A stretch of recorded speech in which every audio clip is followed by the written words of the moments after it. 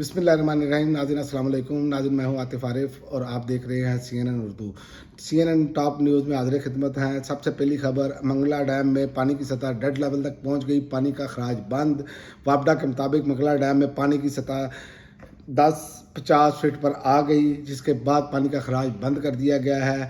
तर्जुमान ने बताया कि तरबेला डैम डेड लेवल से सिर्फ 3 फीट ऊंचा रह गया और आइंदा 36 घंटों में डेड लेवल तक पहुंचने का इम्कान है।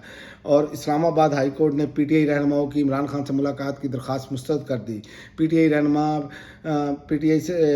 बानी PTI से मुलाकात के लिए बनाए गए मैकेनिज़्म पर अमल नहीं कर रहे, इस्लामाबाद हाई कोर्ट। और दूसरा, फिर एक मरतबा दहशत गर्दों की कोशिश नाकाम बना दी। खैबर पख्तूनख्वा में सिक्योरिटी फोर्सेज का मुख्तलिफ कार्रवाइयों में 9 ख्वारिज हलाक और 2 जवान शहीद। सिक्योरिटी फोर्सेज ने महमद और डेरा इस्माइल खान के इलाके मिड्डी में कार्रवाई की। ISPR पेशावर में धमाके में मुफ्ती मनीर शाकर जहाँ भाग, 3 अफराद जख्मी। पुलिस के मुताबिक पेशावर के इलाके थाना अरमड़ की हदूद में अफ्तार से कुछ देर कबल मस्जिद के दरवाजे पर धमाका हुआ, जिसमें मुफ्ती शाकर समेत 4 अफराद जख्मी हो गए।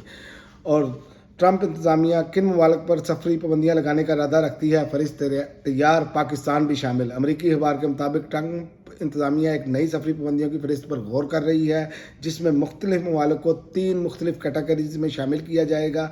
अमरीकी अखबार ने रिपोर्ट में बताया गया है कि 10 ममालिक को ऑरेंज लिस्ट में शामिल करने की तजवीज़ है। और ऑरेंज लिस्ट में पाकिस्तान, बेलारूस, हैटी, म्यांमार, रूस और तुर्कमानिस्तान शामिल है। और दूसरी जानिब ग्रीन कार्ड होल्डर्स के लिए भी खतरे की घंटी बज गई।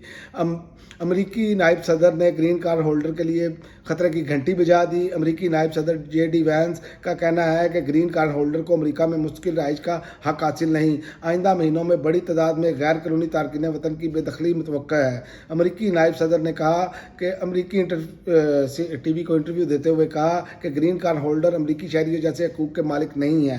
हुकूमत किसी को मुल्क बदल करने का फैसला करे तो इसे रोकने का कोई कानूनी हक हासिल नहीं होगा। और तालिबान में इख्तलाफात अरूज पकड़ गए। तालिबान के अफगानिस्तान के वज़ीर दाखिला सराज हक्कानी ओहदे से मुस्तफ़ी हो गए। हक्कानी नेटवर्क और तालिबान की मरकज़ी क़यादत के दरमियान ख़वातीन के हकूक़ के मामले पर भी इख्तलाफात हैं, मीडिया रिपोर्ट्स। और आखिर में मैं आपको बताऊं कि वज़ीर आज़म ने बिजली सार्फिन को बड़ा रिलीफ देने के लिए पेट्रोलियम मसनूआत की कीमतें बरकरार रखने का फ़ैसला किया है। अब तक के लिए नाज़रीन इतना ही। अगले बुलेटिन तक इजाज़त दें। अल्लाह हाफ़िज़।